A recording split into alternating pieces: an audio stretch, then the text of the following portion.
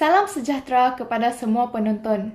Kami pelajar kumpulan 17 dari kelas HFF 225 Falsafah dan Pendidikan Semasa Universiti Sains Malaysia di bawah seliaan Dr. Mastura Abdul Wahab. Kami akan membentangkan kerja khusus kami mengenai cabaran pembelajaran atas talian. Kerja khusus ini dibuat berdasarkan kajian yang telah kami jalankan.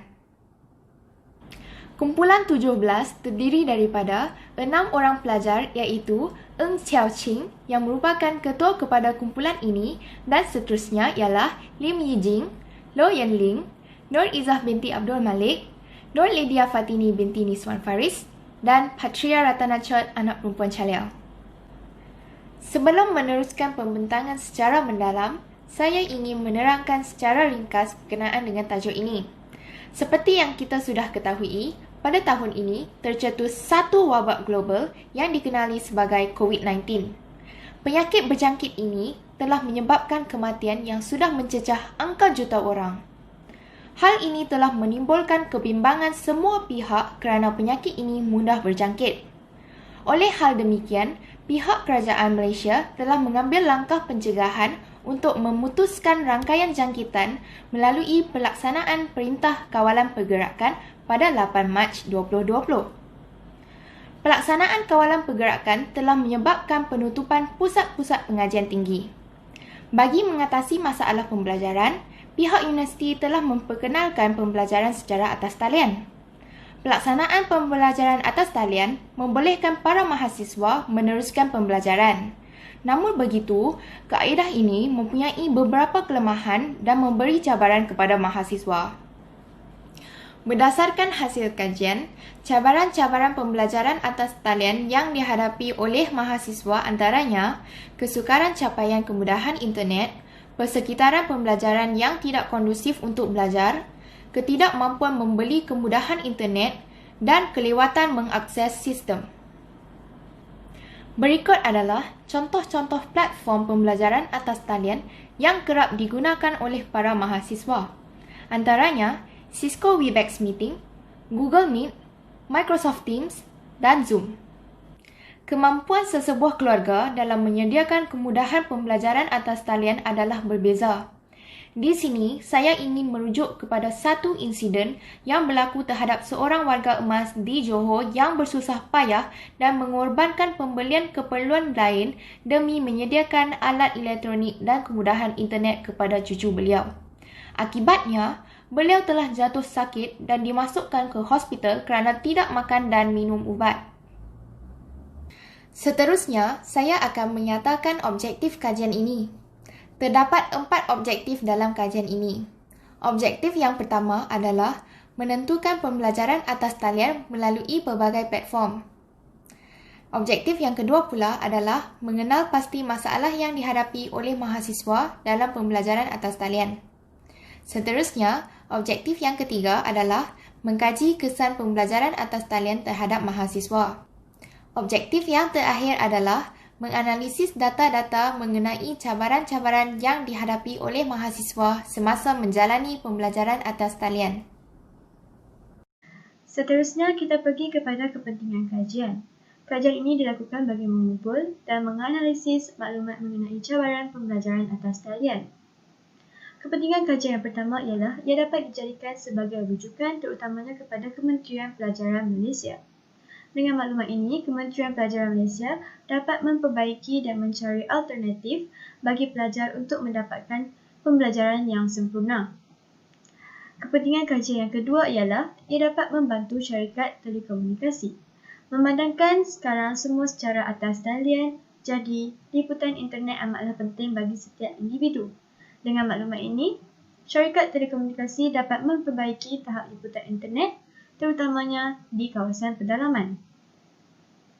Seterusnya, diharapkan kajian ini dapat menjadi rujukan kepada para pelajar. Kajian ini dapat memberi maklumat kepada pelajar pada masa kini dan juga pada masa hadapan mengenai cabaran pembelajaran atas talian. Kepentingan kajian yang terakhir ialah ia dapat memberi manfaat kepada semua pihak dalam memastikan sistem pendidikan Malaysia terus maju dan cemerlang dalam apa jua keadaan.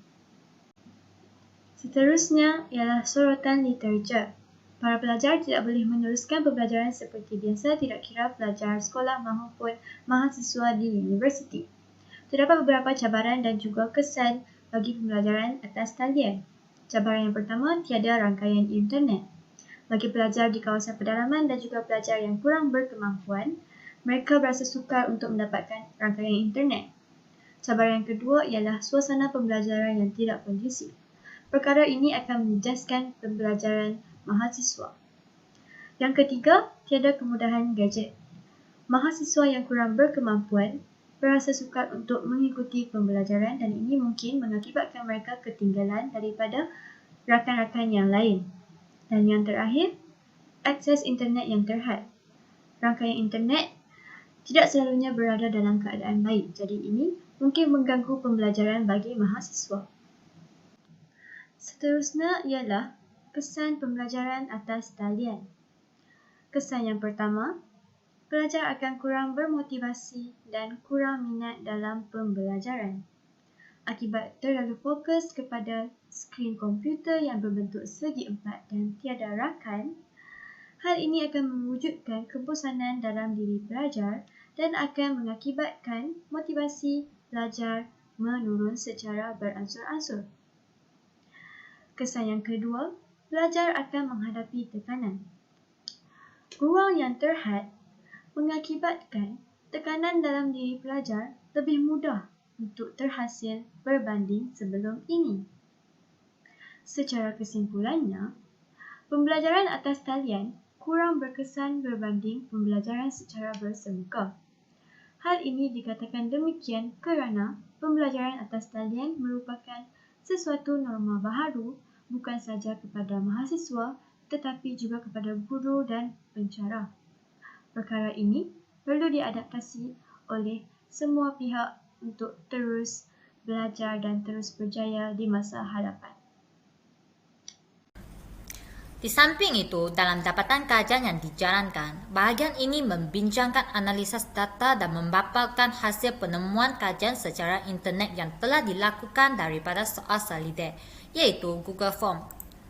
Berdasarkan raja ini, terdapat seramai 91 orang mahasiswa bersamaan 50.6% adalah umur 18 hingga 19 tahun.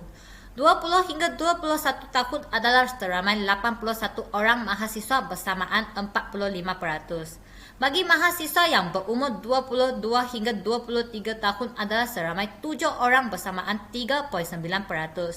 Manakala hanya seorang bersamaan 0.6% yang berumur 24 hingga 25 tahun tidak menyertai dalam soal selidik. Seterusnya, lebih daripada separuh responden iaitu seramai 158 orang bersamaan 88% adalah terdiri daripada responden perempuan. Manakala baginya seramai 22 orang bersamaan 12.2% adalah responden lelaki. Aplikasi yang digunakan untuk menjalani pembelajaran atas talian adalah Cisco Webex Meeting. Terdapat peratus yang paling tinggi iaitu sebanyak 73.3% berbanding dengan aplikasi lain iaitu Google Meet, Microsoft Teams, Zoom dan lain-lain. Selain itu, terdapat 4 masalah yang dihadapi semasa pembelajaran atas talian iaitu masalah kesukaran capaian kemudahan internet, masalah ketidakmampuan memberi kemudahan elektronik, masalah persekitaran pembelajaran yang tidak kondusif untuk belajar, dan masalah kelewatan mengakses sistem. Masalah kelewatan mengakses sistem menjadi masalah utama iaitu terdapat sebanyak 32.78%. Seterusnya, terdapat kesan-kesan pembelajaran atas talian ialah kesan kekurangan motivasi untuk mahasiswa, kesan menghadapi tekanan, kesan menambahkan beban keluarga dan kesan kesulitan memahami kursus. Kesan kesulitan memahami kursus menjadi impak utama kepada mahasiswa semasa pembelajaran atas talian iaitu sebanyak 39.44%. Tambahan pula, terdapat seramai 166 orang bersamaan 92% bersetuju pembelajaran secara bersemuka lebih sesuai bagi mahasiswa. berbanding dengan pembelajaran secara atas tarian. Hanya seramai 22 orang atau 8% saja. Kesimpulannya, tajuk kita adalah cabaran pembelajaran atas tarian. Cisco Webex Meeting paling banyak digunakan oleh mahasiswa semasa pembelajaran atas tarian. Kelewatan mengakses sistem menjadi masalah utama dan kesulitan memahami kursus menjadi impak utama. Dalam kajian yang kita digunakan adalah sorotan literatur dan kaedah metodologi. Akhirnya, diharapkan hasil kajian ini dapat memberi maklumat kepada pelbagai pihak di luar sana. Sekian, terima kasih.